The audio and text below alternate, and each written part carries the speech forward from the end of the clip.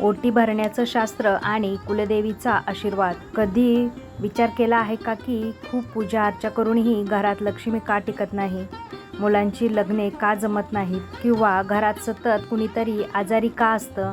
आपण सर्व देवांना प्रसन्न करतो, पण ज्या देवीच्या कृपेने आपण या कुळात जन्माला आलो त्या आपल्या कुलदेवीला तर आपण विसरलेलो नाही ना.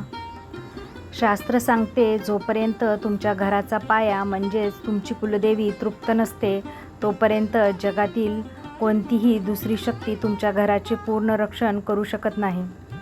कुलदेवीची ओटी भरणे हा केवळ एक धार्मिक विधी नाही, तर तो तुमच्या कुळाची प्रगती आणि सुरक्षिततेचा महामार्ग आहे. आजच्या या विशेष महाव्हिडिओमध्ये आपण पाहणार आहोत 51 अशा चुका ज्या महिलांकडून ओटी भरताना नकळत होतात आणि ज्यांचा परिणाम संपूर्ण कुटुंबाला भोगावा लागतो. ज्यांना कुलदेवी माहीत नाही त्यांनी स्वामींच्या मठात किंवा केंद्रात जाऊन कुलदेव किंवा कुलदेवीची ओळख करून घ्यावी. ओटीच्या तांदळाचे आणि नारळाचे विधीनंतर नक्की काय करावे, जे अनेक जण चुकतात. पुरुषांनी ओटी का भरू नये यामागचे विज्ञानावर आधारित कारण आणि सर्वात महत्त्वाचे अंगावर काटा आणणारी एक स्वामी प्रचिती, जिथे स्वामींनी एका भक्ताला त्याच्या विसरलेल्या कुलदेवतेची ओळख करून देऊन त्याचे घर विनाशातून वाचवले. मंडळी, हा व्हिडिओ केवळ माहिती नाही तर तुमच्या पूर्वजांचे आशीर्वाद मिळवण्याची एक सुवर्ण संधी आहे. व्हिडिओमध्ये आम्ही एक असा गुप्त तोडगा सांगणार आहे जो तुमची कुलदेवी तुमच्यावर अखंड प्रसन्न राहील. शेवटपर्यंत सोबत राहा, कारण आज तुमच्या घरातील नकारात्मकता कायमची संपणार आहे. चला तर मग सुरुवात करूया कुलदेवीच्या या पावन प्रवासाला. हॅलो, नमस्कार, श्री स्वामी समर्थ. मी रेश्मा तुम्हा सगळ्यांचं रेश्माच्या दुनियादारीमध्ये पुन्हा एकदा स्वागत करते. कुलदेवी आणि कुलदेव, फरक आणि परस्पर संबंध. मंडळी, अनेकांना प्रश्न पडतो की घरात कुलदेवी आणि कुलदेव असे दोन देव का असतात. शास्त्रानुसार कुलदेवी ही शक्ती आहे तर कुलदेव हे आधार आहेत. कुलदेवी घराचे अंतर्गत रक्षण करते, जसे की आरोग्य, अन्न आणि घरातील शांती. कुलदेव घराचे बाह्य रक्षण करतात, जसं की शत्रूंपासून संरक्षण, प्रगती आणि समाजात मिळणारा मान. स्वामींचा दृष्टिकोन. अक्कलकोटाचे स्वामी समर्थ नेहमी म्हणायचे की घरातील स्त्री जर कुलदेवतेची ओटी भरून तिला तृप्त ठेवते तर त्या घराचा कुलदेव त्या घराच्या कल्याणासाठी सदैव तत्पर असतो. ज्या घरात स्त्री दुःखी आहे आणि कुलदेवी सेवा होत नाही तिथे कुलदेवसुद्धा प्रसन्न राहत नाही. म्हणूनच स्त्रीने कुलदेवतेची ओटी भरणे हा संपूर्ण कुटुंबाच्या भाग्योदयाचा पाया आहे. कुलदेवी माहीत नसल्यास शोध घेण्याचा स्वामी मार्ग. जर तुम्हाला तुमच्या कुलदेवतेचं नाव माहीत नसेल तर गोंधळून जाऊ नका. खालील 3 मार्ग अवलंबा.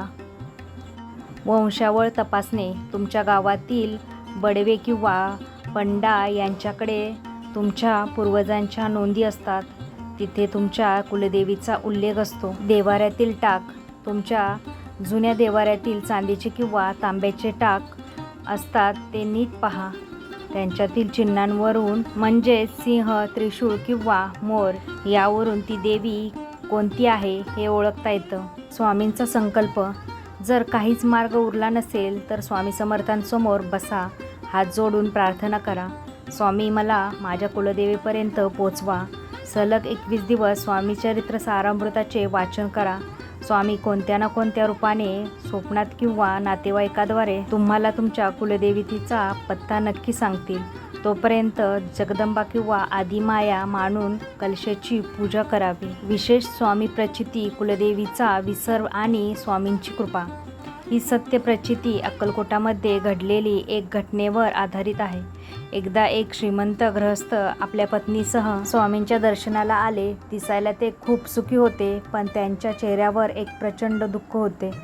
त्यांनी स्वामींच्या चरणी लोटांगण घातले आणि रडू लागले. स्वामींनी त्यांच्याकडे पाहिलं आणि मोठ्याने ओरडले, अरे, स्वतःची आई घरात उपाशी ठेवली आहेस आणि इथे दर्शनाला आला आहेस. त्या जोडप्याला काहीच कळेना. ते म्हणाले, स्वामी, आमची आई तर घरात सुखात आहे, आम्ही तिची खूप काळजी घेतो. स्वामी हसले आणि म्हणाले, मूर्खांनो, मी तुमच्या रक्ताच्या आईबद्दल नाही तर तुमच्या कुळाच्या आईबद्दल बोलतोय. तुझ्या 7 पिढ्यापासून कोल्हापूरच्या अंबाबाईचा उंबरठा कुणी ओलांडलेला नाहीये, तिची ओटी भरली नाही. म्हणूनच तुझी मुलं आज मार्गाला लागली नाहीत. ते ऐकून त्या जोडप्याच्या अंगावर काटा आला. खरंच व्यापाराच्या गडबडीत ते आपली कुलदेवी विसरले होते. स्वामींनी त्यांना आज्ञा दिली, आधी तिथे जाऊन ओटी भर, मगच इथे ये. त्या दोघांनी अंबाबाईची शास्त्रोक्त पद्धतीने ओटी भरली आणि काय चमत्कार, काही महिन्यातच त्यांच्या घरातील सर्व विघ्ने दूर झाली. मंडळी, स्वामी म्हणतात, आधी कुलदेवतेचा सन्मान करा, मग माझी सेवा करा. कारण कुलदेवी ही घराची रक्षण करणारी मुख्य भिंत असते. 51 नियम आणि ओटी भरण्याचे शास्त्र. 1. खणाची निवड. ओटीसाठी नेहमी सुती किंवा रेशमी खण वापरा. सिंथेटिक कापड वापरू नये. 2. रंगज्ञान. कुलदेवीला लाल किंवा हिरवा रंग प्रिय असतो. काळा किंवा निळा खण कधीही अर्पण करू नये. 3. तांदळाचे महत्त्व. ओटीत तांदूळ वापरताना ते अखंड असावे. तुकडा तांदूळ दरिद्रतेचे लक्षण मानले जाते. 4. नारळाची स्थिती. नारळाची शेंडी देवीच्या दिशेला असावी. ती स्वतःकडे ठेवणे म्हणजे आशीर्वाद नाकारणे होय. 5. ओटीचे तांदूळ धुणे. चुकूनही ओटीचे तांदूळ धुवू नका, ते जसे आहेत तसे कोरडे वापरावेत. 6. दक्षिणा. ओटी कधीही रिकामी नसावी, त्यात ₹1.25 किंवा त्यापेक्षा जास्त दक्षिणा ठेवावी. 7. हळदी कुंकू. देवीला कुंकू अर्पण करताना ते अनामिकाने अर्पण करावे. 8. ओटी भरण्याची वेळ. सकाळी 11 ते दुपारी 1 ही वेळ ओटी भरण्यासाठी सर्वोत्तम मानली जाते. मासिक पाळी. सुतक किंवा मासिक पाळी देवीची ओटी स्वतः भरू नये. 10. वेणी फणी. देवीला वेणी किंवा गजरा अर्पण केल्याने घरातील स्त्रीचे सौभाग्य वाढते. 11. पुरुषाचा नियम. पुरुषांनी ओटी भरू नये, कारण हा पूर्णतः स्त्रीशक्तीचा विधी आहे. 12. ओटी भरण्याची पद्धत. ओटी नेहमी दोन्ही हाताने ओंजळीत धरून देवीच्या चरणाशी अर्पण करावी. 13. खणाच्या त्रिकोण घडी. खणाची घडी त्रिकोण असावी, जे शक्तितत्व दर्शवते. 14. तांदळाचे दान. ओटीतील तांदूळ घरी आणून धान्याच्या डब्यात मिसळावेत, यामुळे अन्नपूर्णा प्रसन्न राहते. 15. प्रसाद. ओटीतील नारळ फोडून त्याचा प्रसाद सर्वांना वाटावा, तो एकट्याने खाऊ नये. 16. जुनं साहित्य. एकदा वापरलेला खण पुन्हा ओटीसाठी वापरू नये. 17. खण शिवणे. ओटीचा खण शिवून त्याचा ब्लाऊज परिधान करणे भाग्याचे मानले जाते. 18. ओटीत सुपारी. ओटीमध्ये नेहमी 2 विड्याची पाने आणि 1 सुपारी ठेवावी. 19. 5 फळे. शक्य असल्यास ओटीत 5 प्रकारची फळे ठेवावीत. 20. सुवासिनीचा मान. ओटी भरल्यानंतर घराबाहेर पडणाऱ्या सुवासिनीला हळदी कुंकू द्यावे. 21. ओटी कधी भरावी. किमान वर्षातून एकदा तरी कुलदेवतेच्या मूळ ठिकाणी जाऊन ओटी भरावी. 22. माहेरची ओटी. लग्न झालेल्या मुलीने माहेरच्या कुलदेवतेची ओटी भरणे हे तिच्या माहेरच्या प्रगतीसाठी आवश्यक असते. 23. देवीचा आशीर्वाद.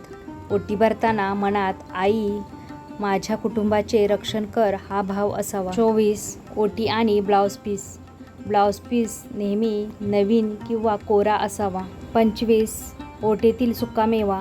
खारीक आणि खोबरे हे समृद्धीचे प्रतीक आहे, ते ओटीत असावेतच. 26. साडी अर्पण करणे. जर शक्य असेल तर खणाऐवजी साडीने ओटी भरावी. 27. देवीचे स्तोत्र. ओटी भरताना महिषासुरमर्दिनी स्तोत्र किंवा श्रीसूक्त पठण करावे. 28. मनाचे सोहळे. शरीरापेक्षा मनाचे सोहळे जास्त महत्त्वाचे आहेत. रागात ओटी भरू नका. 29. हळदीचे लेपन. कुलदेवतेच्या टाकाला हळदीचे लेपन अत्यंत शुभ असते. नंबर 30. ओटी आणि अत्तर. देवीला चंदनाचे अत्तर अर्पण केल्याने घरात सुवासिक वातावरण राहते. नंबर 31. पितृदोष. कुलदेवीची सेवा केल्याने पितृदोषाची तीव्रता कमी होते. नंबर 32. काचेच्या बांगड्या. ओटीत हिरव्या काचेच्या बांगड्या अर्पण करणे हे सौभाग्याचे लेणे आहे. नंबर 33. ओटी आणि तिजोरी. ओटीतील 1 सुपारी तिजोरीत ठेवल्यास धनवृद्धी होते. नंबर 34. उंबरठा पूजन. कुलदेवीची ओटी भरण्यापूर्वी आपल्या घराचा उंबरठ्याचे पूजन करावे. नंबर 35. नारळाच्या पाण्याचे महत्त्व. ओटीचा नारळ जर खराब निघाला तर घाबरून जाऊ नका, तो विसर्जित करून क्षमा मागा. नंबर 36. ओटी आणि गजरा. गजरा नेहमी ताजा असावा, प्लॅस्टिकचा नसावा. नंबर 37. विधीची गुप्तता. स्वतःच्या आध्यात्मिक सेवा गुप्त ठेवाव्यात. नंबर 38, पदर पसरणे. ओटी भरल्यानंतर देवीसमोर पदर पसरून आशीर्वाद मागावा. नंबर 39, जोडवी. देवीला चांदीची जोडवी अर्पण करणे हे घराण्यातील स्त्रीच्या आरोग्यासाठी चांगले असते. नंबर 40, स्वामींचे नाव. ओटी भरताना श्री स्वामी समर्थ जप केल्यास कुलदेवी अधिक प्रसन्न होते. नंबर 41, कापसाचे वस्त्र. हाताने बनवलेले कापसाचे वस्त्र देवीला अर्पण करावे. नंबर 42, नैवेद्य. ओटी भरल्यावर देवीला पुरणपोळीचा नैवेद्य दाखवावा. नंबर 43, कुलाचार. घराण्यातील जुन्या चालत आलेल्या पद्धतीनुसार ओटी भरावी. 44, ओटीचे तांदूळ विकणे. ओटीचे तांदूळ कधीही कोणाला विकू नका. नंबर 45, मंगळसूत्र. देवीला छोटे सोन्याचे किंवा चांदीचे मंगळसूत्र अर्पण करणे हे महान दान आहे. नंबर 46, अक्षता. तांदळाला हळद लावून त्याच्या अक्षता बनवाव्यात. नंबर 47, ओटी आणि साठा. घरात नेहमी एक ओटीचे साहित्य शिल्लक असावे. नंबर 48, देवीचा उजवा हात. ओटी भरताना देवीच्या उजव्या बाजूला उभे राहावे. नंबर 49, क्षमायाचना. शेवटी माझ्या हातून काही चूक झाली असेल तर क्षमा कर असे म्हणावे. नंबर 50, श्रद्धेशिवाय केलेला कोणताही विधी हा निष्फळ ठरतो. नंबर 51, सातत्य. केवळ संकटात नाही तर आनंदाच्या क्षणीही कुलदेवीला विसरू नका. विशेष महातोडगा. कुलदेवीला अखंड प्रसन्न ठेवणारा सुपारी आणि नाणे तोडगा. मंडळी, आता वेळ आली आहे त्या गुप्त तोडग्याची, ज्याबद्दल आपण सुरुवातीला बोललो होतो.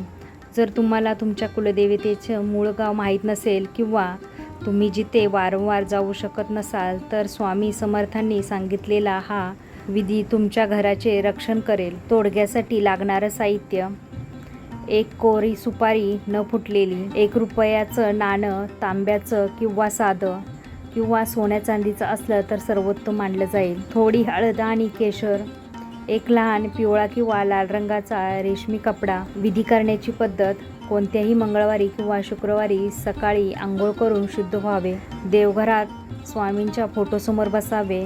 एका ताटात ती सुपारी आणि नाणी ठेवावीत. सुपारीला आई कुलस्वामिनी मानून तिला हळदीचा आणि केशरचा टिळा लावावा. मनापासून प्रार्थना करा, हे आई, आमचं मूळ गाव लांब असेल तरी तू या सुपारीच्या रूपात आमच्या घरात अखंड निवास कर आणि आमच्या कुळाचं रक्षण कर. त्यानंतर ती सुपारी आणि नाणी त्या रेशमी कपड्यात बांधून त्याची एक लहान पोटली तयार करावी. ही पोटली स्वामींच्या चरणांना स्पर्श करून तुमच्या घरातील तिजोरीच्या ईशान्य कोपऱ्यात किंवा देवघराच्या पाठीमागे सुरक्षित ठेवावी. या तोडग्याचा फायदा: हा तोडगा केल्याने कुलदेवतेचे अदृश्य अस्तित्व तुमच्या घरात कायम राहतं.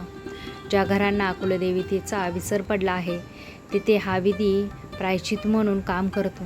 यामुळे घरातील लक्ष्मी स्थिर राहते आणि घरातील सदस्यांवरील संकटे टळतात.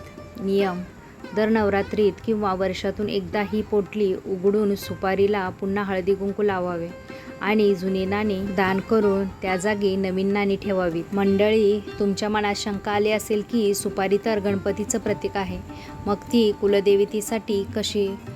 तर याचं उत्तर आपल्या शास्त्रात दडलं आहे. सर्वसमावेशक प्रतीक: सुपारी ही हिंदू धर्मातील सर्वात शुद्ध आणि पूर्ण प्रतीक मानलं जातं.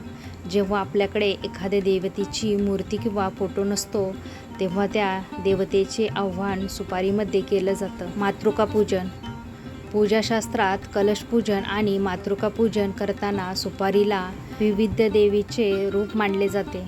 महालक्ष्मी, सप्तमातृका आणि कुलस्वामिनी यांच्या पूजेत सुपारीला देवीचे प्रतीक म्हणून तिची स्थापना केली जाते. निर्गुणी निराकार: ज्याप्रमाणे गणपती बुद्धीचा दाता म्हणून सुपारीत पूजला जातो त्याचप्रमाणे कुलदेवी ही आदिमाया शक्ती म्हणून सुपारीच्या रूपात आपल्या घरात स्थित होते. ती सुपारी फक्त एक वस्तू नसून तुमच्या भक्तीने त्यात कुलदेवतेचे चैतन्य असते. गणपती आणि कुलदेवी: गणपती हा विघ्नहर्ता आहे तर कुलदेवी ही वंशरक्षक आहे. गणपतीची सुपारी ही शेंदुराने पूजली जाते तर कुलदेवतेची सुपारी ही हळद आणि केशर लावून पूजली जाते. ओटीतील वस्तूंचे आध्यात्मिक विज्ञान: आपण ओटीत काही विशिष्ट वस्तूच का ठेवतो, त्यामागे मोठे शास्त्र आहे. नारळाला श्रीफळ म्हणतात. हे मानवी अहंकाराचे प्रतीक आहे. नारळ अर्पण करणे म्हणजे आपला अहंकार देवीच्या चरणी अर्पण करणे. खण हे देवीला दिलेल्या नवीन देहाचे किंवा वस्त्राचे प्रतीक आहे. यामुळे आपल्या शरीराचे रक्षण होते. अक्षता, तांदूळ हा एकमेव असा धान्य आहे जो लावल्यावर पुन्हा उगवतो आणि कधीही क्षय पावत नाही. आपल्या कुळाची वृद्धी कधीही थांबू नये म्हणून अक्षता वापरल्या जातात. हे आपल्या पंचप्राणाचे प्रतीक आहेत.